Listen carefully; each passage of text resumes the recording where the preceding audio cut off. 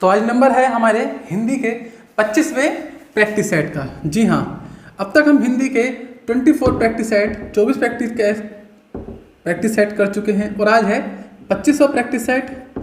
25 question, most important question जो कि बिल्कुल यूजफुल हैं यूपी या यूके के किसी भी एग्जाम के लिए जिसमें हिंदी आती हो। अगर आप ये प्रैक्टिस सेट डेली करते हैं, क्योंकि जैसे मैंने बताया था आप लोगों को कि 30 प्रैक्टिस सेट मिनिमम आएंगे ही आएंगे और अभी है 25वां प्रैक्टिस सेट। दैट मीन्स अभी 5 प्रैक्टिस सेट और आने हैं। अगर आपने 30 के 30 प्रैक्टिस सेट करें तो आपका एक अच्छा बैकअप तैयार हो जाएगा और अभी हम बाद में एक सीरीज और लाएंगे, बट उससे पहले दूसरी सीरीज चलेगी कोई। तो ये है हिंदी के 25वां प्रैक्टिस सेट जिसके बारे में आज हम जानेंगे। तो स्वागत है आपका कॉम्पिटिशन एंड यू में, प्रतियोगिता और आप, चाहे फिर प्रतियोगिता कोई सी भी हो।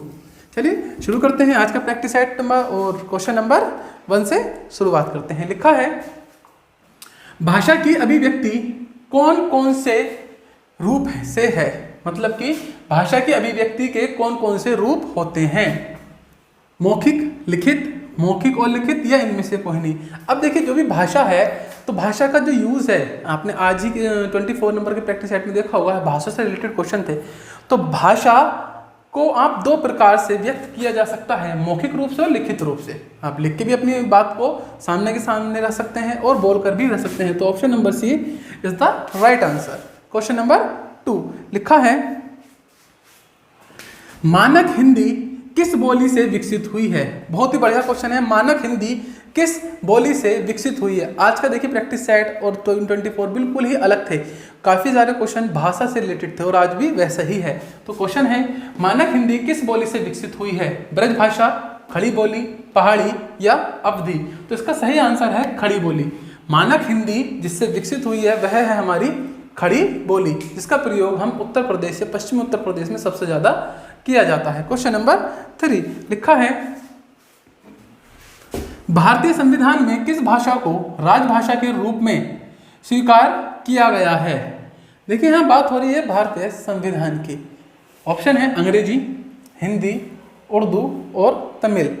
क्लियर है? तो सही आंसर होगा ऑप्शन नंबर बी। इस बार आप इंग्लिश को इसमें सम्मिलित नहीं करेंगे। ऑप्शन ए बी में इंग्लिश होता तो आप कर लेते, पर फिलहाल आंसर क्या लेंगे, Hindi. Hindi is the right answer और ये आंसर आपको मालूम भी होगा। चलते हैं क्वेश्चन नंबर 4 पर। लिखा है, हिंदी वर्णमाला में स्वरों की संख्या 8, 9, 11 या 14। इसी में क्या होता है, अगर एक ऑप्शन में यहाँ पर 9 के स्थान पर 13 होता तो बच्चे थोड़ा कंफ्यूज हो जाते, पर कंफ्यूजन का कोई रास्ता फिलहाल नहीं दिया है। कितना लिखा है, डायरेक्ट 11। तो 11 सही आंसर आपका होगा। क्लियर है? तो 11 हमारे स्वरों की वर्णमाला में जो संख्या है वो 11 है। चलते हैं अगले क्वेश्चन, क्वेश्चन नंबर 5 लिखा है, पर्यावरण शब्द का संधि विच्छेद कौन सा है। पर्यावरण, तो पर्या प्लस वरण, परि प्लस आवरण, परिध प्लस आवरण और परिधि प्लस आवरण। वीडियो को पॉज करके इसका आंसर देने की कोशिश करें, अच्छा क्वेश्चन है। पर्यावरण शब्द का जो संधि विच्छेद होता है बच्चों वो होता है परि प्लस आवरण। अच्छे से आपको ये संधि विच्छेद आना चाहिए, परि प्लस आवरण। बहुत ही अच्छे से इसे आप सीखेंगे। चलते हैं अगले क्वेश्चन की तरफ और देखते हैं क्या बनता है। अब एक चीज और, यहीं पर आप एक क्वेश्चन कमेंट में आंसर देने की कोशिश करना। क्वेश्चन नंबर 5 में ये पर्यावरण कौन सी संधि में आता है। बहुत ही बढ़िया है, तो स्वर संधि, व्यंजन संधि या फिर विसर्ग संधि। और अगर स्वर संधि इसका आंसर है तो स्वर संधि में भी कौन सी संधि, गुण संधि, अयादि संधि, यण संधि, वृद्धि संधि, है ना। तो आपको इसका बताना जरूर कि ये पर्यावरण कौन सी संधि के अंतर्गत आता है। एक बढ़िया क्वेश्चन ये आपके सामने है। क्वेश्चन नंबर 6 की तरफ चलते हैं और लिखा है, वह शब्दांश जो पहले जुड़कर, शब्द के पहले जुड़कर अर्थ में परिवर्तन ला देते हैं उन्हें क्या कहते हैं। ये तो मैंने कई बार रिपीट किया है आपके आगे। निपात, प्रत्यय, उपसर्ग या संधि। तो बच्चों उसे कहते हैं उपसर्ग।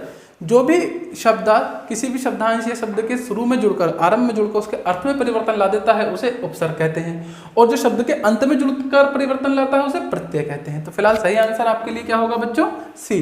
क्वेश्चन नंबर 7 लिखा है, 7 में, कमल के समान नयन में समास है।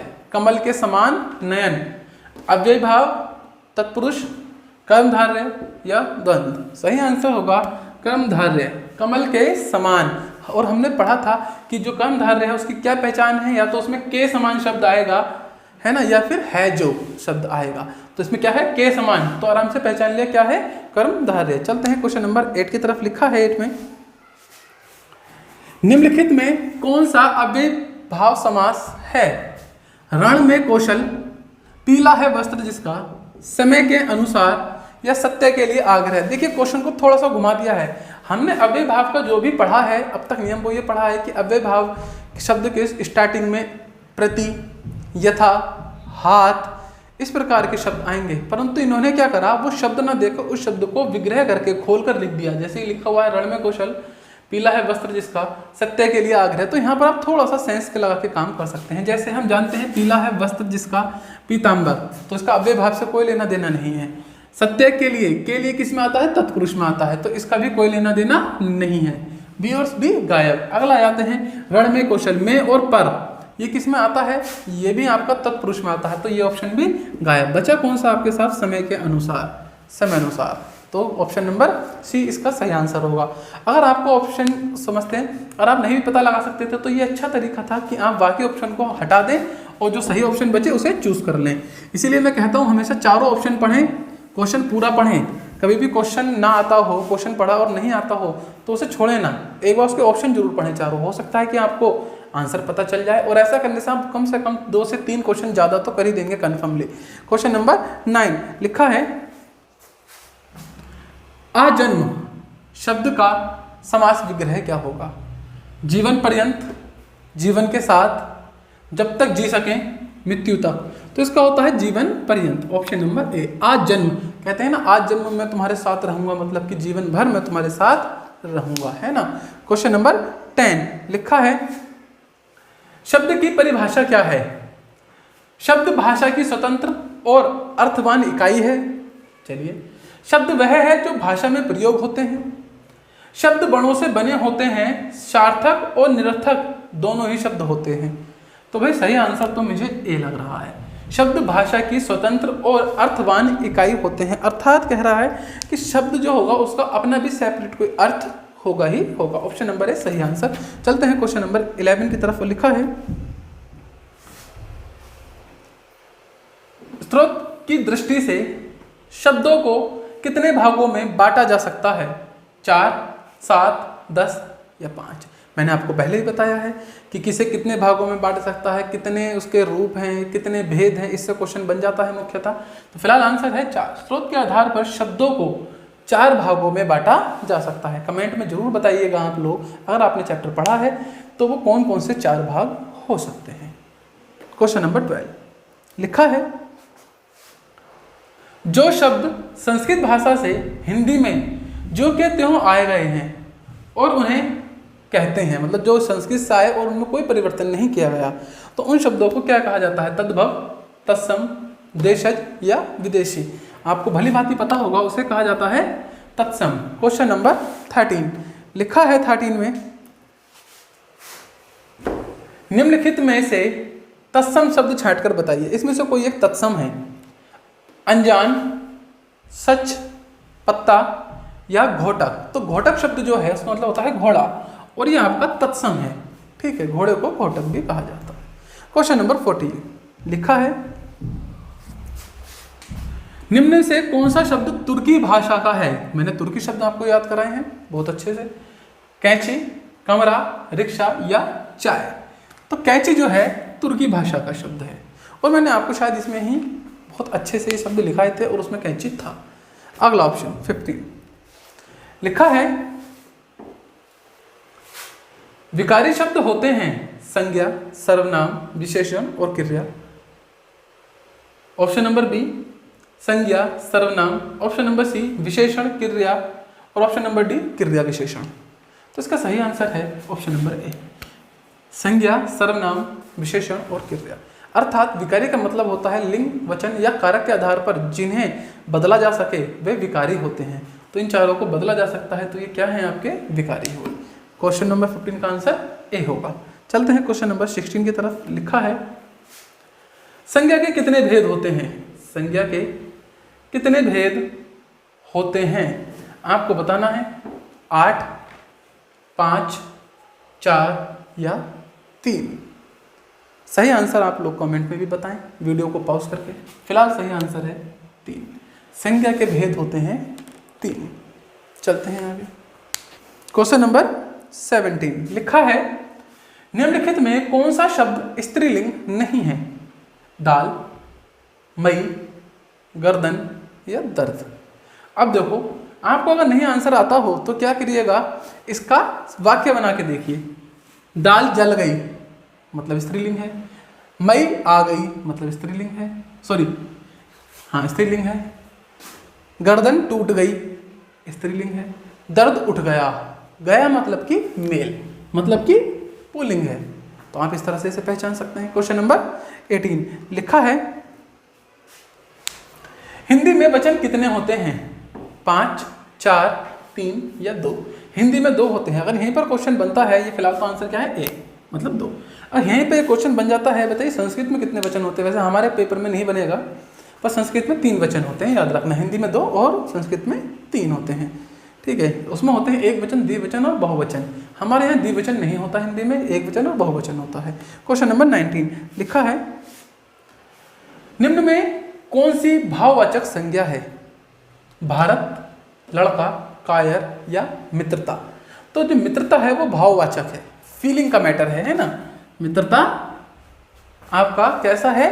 भाववाचक। और इसके लिए पहचान बताई थी, जिनके अंत में अधिकतर ता लिखेगा मिलेगा तो वो कैसे होंगे? आपके भाववाचक होंगे। पहचान भी बताई थी। क्वेश्चन नंबर 20 की तरफ चलते हैं और लिखा है 20 में देश को हानि जयचंदों से होती है, रेखांकित में संज्ञा है। ये जो शब्द जयचंद है ये बताना है ये कौन सी संज्ञा है? जातिवाचक, व्यक्तिवाचक, द्रव्यवाचक या भाववाचक। बहुत ही समझदार क्वेश्चन है, पढ़ा लिखा क्वेश्चन है एकदम।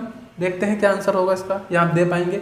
वीडियो पॉज करके कन्फर्मली ऐसे क्वेश्चनों का आंसर जरूर दें, क्योंकि ये कन्फ्यूजन भरा होता है। आपने आंसर दे दिया होगा, आइए एक बार आंसर जान लेते हैं कि आंसर क्या है। इसका सही आंसर है जातिवाचक। मैंने इसका एग्जाम्पल तब भी दिया था जब आप लोगों को मैंने ये वाला पार्ट ये वाला चैप्टर हिंदी में कराया था, ठीक है ना। ये जातिवाचक संज्ञा है। क्यों है जातिवाचक संज्ञा? क्योंकि यहाँ पर किसी नाम जयचंद की बात नहीं हो रही, किसी पर्सन जयचंद की बात नहीं हो रही, यहाँ पर एक टोंट के रूप में बात हो रही है। तुम तो जयचंद हो, तुम तो ऐसा करोगे, तुम तो सत्यवादी राजा हरिश्चंद्र हो, तुम तो सच बोलोगे, ऐसा मारते हैं ना टोंट। तो किसी को हम सत्यवादी राजा हरिश्चंद्र बोलते हैं, हो थोड़ी ना जाता है, टोंट के रूप में हमने मार दिया। तो ऐसे में जब मैं किसी को कहता हूँ कि अब भाई ऐसा कर देना तो झूठ बोल देना, तो सामने वाला कहेगा कि यार नहीं मैं झूठ नहीं बोलूँगा, हाँ तू है सत्यवादी राजा हरिश्चंद्र। तो ऐसा वो हो तो नहीं गया, पर ऐसी उपमा दी गई, तो ऐसे में वो शब्द क्या हो जाता है? जातिवाचक शब्द के रूप में प्रयोग माना जाता है। तो सही आंसर होगा इसका A, क्वेश्चन नंबर A। 21 की तरफ चलते हैं और लिखा है 21 के अंदर कर्ता के लिंग का पता न होने पर क्रिया होती है वचन के अनुसार, स्त्रीलिंग में, कर्ता के अनुसार या पुल्लिंग में। अगर हमें किसी भी कर्ता जो भी डूअर है, अगर हमें उसका लिंग नहीं पता है कि स्त्रीलिंग है या पुल्लिंग है, तो हम कौन से लिंग का प्रयोग करते हैं? हमेशा पुल्लिंग का प्रयोग करते हैं। अगर हमें किसी चीज़ के बारे में नहीं पता होता तो ये होता ही है जेन्युइन। 22 की तरफ चलते हैं और लिखा है 22 में निम्नलिखित में स्त्रीलिंग शब्द कौन सा है? देखते हैं। पानी आ गया, दूध जल गया, तेल गर्म हो गया, ठंडाई पी ली। तो ठंडाई क्या है? स्त्रीलिंग है। कितने आराम से आप इसे पहचान सकते हैं। क्वेश्चन नंबर 23 की तरफ चलते हैं और लिखा है गरीबों को वस्त्र दो वाक्य में कारक है कर्ण कारक, अपादान कारक, संप्रदान कारक या कर्म कारक। गरीबों को वस्त्र दो, तो यह है आपका संप्रदान कारक। 23 का नंबर C। क्वेश्चन नंबर 24 की तरफ चलते हैं। लिखा है सर्वनाम कितने प्रकार के होते हैं? मैं फिर बता दूं, ये प्रकार वाले क्वेश्चन जरूर आता है, परेशान कर देता है। 5, 6, 8 या 7, ये होते हैं बच्चों 6 प्रकार के। कितने प्रकार के? 6 प्रकार के। सही आंसर ऑप्शन नंबर B। और आज का आखिरी क्वेश्चन, क्वेश्चन नंबर 25 लिखा है तुम्हें क्या चाहिए? रेखांकित का सर्वनाम भेद बताइए। जो क्या शब्द अंडरलाइन है ये बताना है ये क्या है, कौन सा सर्वनाम है। क्या ये निजवाचक है, प्रश्नवाचक है, संबंधवाचक है या निश्चयवाचक है? बहुत ही अच्छा क्वेश्चन है ये आपके सामने। तुम्हें क्या चाहिए? इसका आंसर तो आप बता ही देंगे, क्योंकि क्या चाहिए मतलब पूछा जा रहा है, क्वेश्चन पूछा जा रहा है, तो मतलब क्या हुआ, प्रश्नवाचक हुआ, बहुत सीधा सा। तो ये थे आज के आपके टॉप 25 क्वेश्चन जहाँ से आप अपने आप को मजबूत बना सकते हैं। अगर आपको वीडियो वाकई में अच्छी लगती है और चैनल आपको पसंद आता है और ऐसी वीडियो आप चाहते हैं मिलती रहें, तो सब्सक्राइब कर दें, देर किस बात की है, और बेल आइकन दबा दें जिससे कि नोटिफिकेशन का पता चल जाए। ETC मिलते हैं अगली वीडियो में, तब तक के लिए बाय बाय, आपका दिन शुभ हो।